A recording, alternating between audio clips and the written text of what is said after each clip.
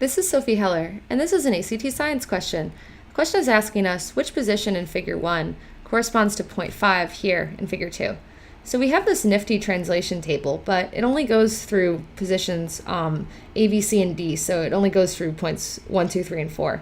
So sadly, we can't just look here. But really, we want to look and we want to see that because this is an elliptical orbit, we're going to be passing through A, B, C, and D multiple times. So we want to see where 5 falls in the cycle. So we see that 5 is where the radial velocity is 0. And we saw that when it was 0 previously, it was at position points 1 and 3, which corresponded to positions B and D. So we know it's going to be one of those because we know the radial velocity has to match up. So in terms of is it B or is it D, we can look at our chart. So first, let's just get rid of C and A. And we know it has to be B or D.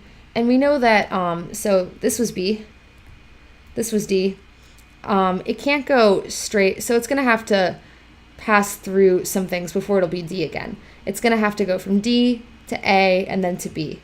So this is going to be reasonable. So if we label our entire chart, we see that this was 1, position D was 3, so we had 1, 2, 3, 4.